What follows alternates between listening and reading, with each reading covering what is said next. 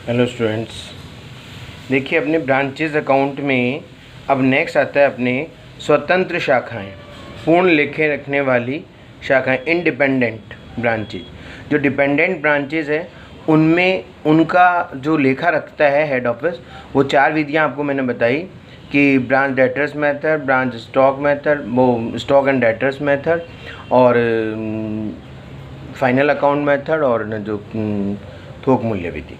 तो इन विधि में से किसी भी विधि के आधार पर हेड ऑफिस अपनी आश्रित शाखाओं का लेखा रख सकती है, जिसमें stock and debtors method is more important. Next आता है जो इंडिपेंडेंट शाखाएं, आश्रित नहीं हैं, वो स्वतंत्र शाखाएं हैं। उनको कहते हैं स्वतंत्र शाखाएं जो पूर्ण लेखे रखती हैं खुद ही। वो जो डिपेंडेंट ब्रांचेस होती हैं वो अपनी बुक्स में पूरे लेखे नहीं रखती है, केवल स्टॉक से रिलेटेड और खर्चों से रिलेटेड वो लेखा करके कहीं रखती है।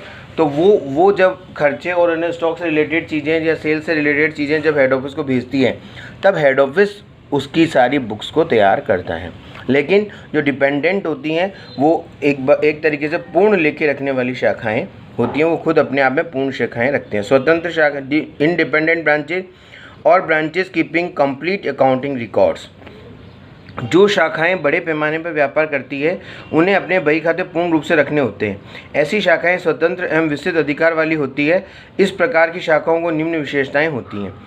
अब इनमें कौन कौन सी विशेषताएं होती हैं? नंबर 1, ये शाखाएं स्वयं अपने लेखे दोहरा लेखा विधि के अनुसार रखती हैं। सेकंड नंबर है, ये शाखाएं स्वयं अपना तलपट, ट्रायल बैलेंस और फाइनल अकाउंट तैयार करती हैं। शाखा की पुस्तकों में प्रधान कार्यालय का खाता लेनदार की तरह एवं प्रधान कार्यालय की पुस्तकों में शाखा का खाता डेटर्स की तरह रखा जाता है। इसे आपस में करेंट अकाउंट भी कहते हैं। एक तरीके से दोनों की जो बुक्स में जो होगा वो करेंट अकाउंट की तरह रखा जाता है, एक दूसरे का अकाउंट। नेक्स्ट है, शाखाओं को क्रय विक्रय खर्चों के विस्तृत अधिकार प्रधान कार्यालय के निर्देशों के अनुसार होते हैं कि शाखाएं कहां से माल क्रय कर सकती है, विक्रय कर सकती है किस तरह, और खर्चे किस प्रकार कर सकती है, उनके निर्देश हेड ऑफिस देता है। शाखा पर स्वामित्व एवं प्रबंध नियंत्रण प्रधान कार्यालय का ही होता है।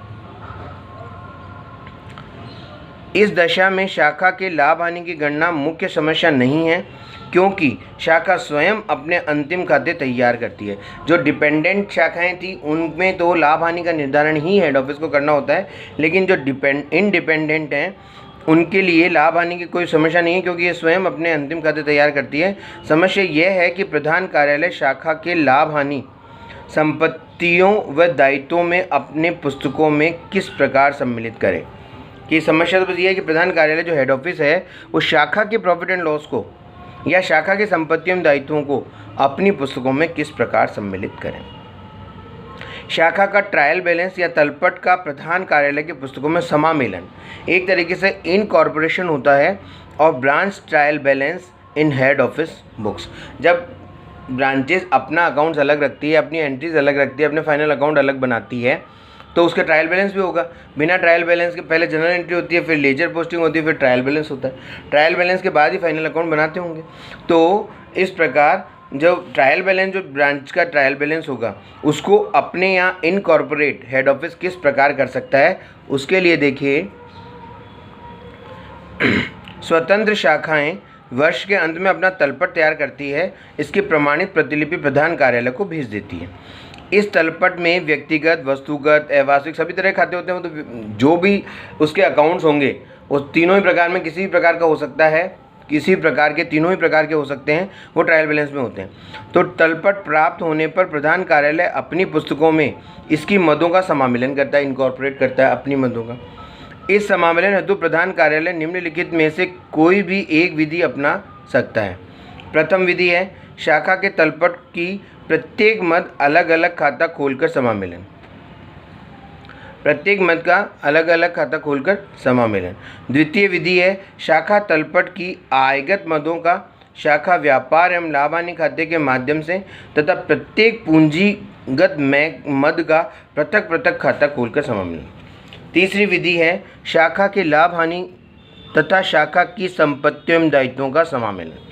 देखिए पहली विधि में क्या होता है, शाखा के तलपट के प्रत्येक मद का पृथक पृथक खाता खोलकर समामेलन होता है। जो भी तलपट में जो भी अकाउंट्स हैं उन सभी के अलग अलग खाते खोलकर अपने यहाँ हेड ऑफिस अपनी बुक्स में उसको इनकॉर्पोरेट करती है। सेकंड विधि है शाखा तलपट की आयगत मदों का शाखा व्यापार एवं लाभानी खाते के माध्यम से, मतलब जो व्यापार एवं लाभानी खाते में आते हैं वो मदें कहलाती है आयगत, और जो बैलेंस शीट में होती हैं वो कहलाती है पूंजीगत। तो ये कह रहा है कि शाखा तलपट की आयगत मदों का शाखा व्यापार एवं लाभानी खाते के माध्यम से और प्रत्येक पूंजीगत में मद का पृथक पृथक खाता खोल के, उसके लिए क्या होता है द्वितीय विधि में कि जो ट्रेडिंग और प्रॉफिट एंड लॉस अकाउंट में जो खाते आते हैं तलपट की ऐसी मदें जो ट्रेडिंग या पी&एल अकाउंट में आती हैं उनको तो ट्रेडिंग और पी&एल अकाउंट के माध्यम से डायरेक्ट उनमें ट्रांसफ़र करके और पूंजीगत मदों का अलग अलग खाता खोलकर। और तीसरी विधि है कि शाखा के लाभ हानि तथा शाखा के संपत्ति एवं दायित्वों का समामेलन, सीधा लाभ हानि का समामेलन कर लो और संपत्ति एवं दायित्वों का समामेलन कर ले। अब पहले प्रथम विधि के आधार पर देखिए आप कि प्रथम विधि जो है कि शाखा के तलपट के प्रत्येक मद का पृथक पृथक खाता खोलकर समामेलन कैसे होगा। प्रथम विधि में ट्रायल बैलेंस के डेबिट शेष जितने भी खाते होंगे, ट्रायल बैलेंस जो ब्रांच अकाउंट से मिला है हेड ऑफिस को, उस ट्रायल बैलेंस के डेबिट में जो भी खाते होते हैं उन सबको डेबिट शेष वाले खातों के लिए सबको डेबिट करके और टू ब्रांच अकाउंट, कहाँ की ब्रांच है अजमेर, जयपुर, दिल्ली, बॉम्बे, वो ब्रांच अकाउंट उस ब्रांच का जो नाम है उस अकाउंट के नाम से, मतलब जो उस ब्रांच अकाउंट ने जो तलपट बनाकर भेजा है, ट्रायल बैलेंस भेजा है, उसके जो डेबिट शेष वाले अकाउंट्स हैं उस सबको डेबिट करके और टू ब्रांच अकाउंट में लिख देंगे। और नरेशन क्या होगा देखिए, डेबिट बैलेंसेज ऑफ इस ब्रांच इनकॉर्पोरेट।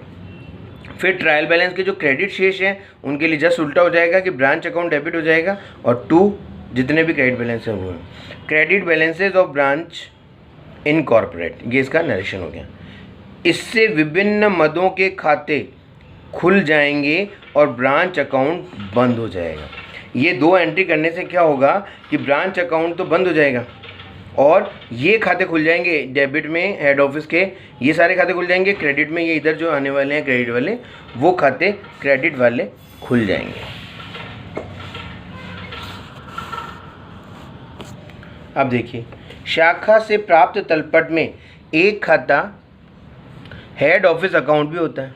मैंने आपको अभी बताया था कि जब ये इंडिपेंडेंट शाखाएं होती हैं तो शाखा के अकाउंट में, शाखा के खातों में एक प्रधान कार्यालय का खाता होता है और प्रधान कार्यालय की पुस्तकों में एक शाखा का खाता होता है। तो ये कह रहे हैं कि शाखा से प्राप्त तलपट में एक खाता हेड ऑफिस अकाउंट भी होता है, इसे समामेलित नहीं किया जाता क्योंकि इसका प्रतिनिधित्व करने वाला ब्रांच अकाउंट प्रधान कार्यालय की पुस्तकों में पहले से खुला हुआ है। क्योंकि उसके खाते में जो ब्रांच अकाउंट की पुस्तकों में, ब्रांच की पुस्तकों में जब हेड ऑफिस का अकाउंट है तो हेड ऑफिस की पुस्तकों में ब्रांच का अकाउंट है, पहले से खुला हुआ है। उपरोक्त प्रविष्टियां करने से जो विभिन्न आयगत खाते खुल जाएंगे उनको ब्रांच ट्रेडिंग या पी&एल अकाउंट में ट्रांसफ़र करके बंद कर दिया जाएगा। जैसे ये जो एंट्रीज आपने की कि डेबिट शेष वाले, ये जो अपन ने की थी अभी यहाँ पर कि डेबिट शेष वालों को सबको डेबिट, क्रेडिट वालों को क्रेडिट, ऐसा करने से जो खाते खुल जाएंगे उनको ब्रांच ट्रेडिंग या पी&एल अकाउंट में स्थानांतरित करके बंद कर दिया जाएगा।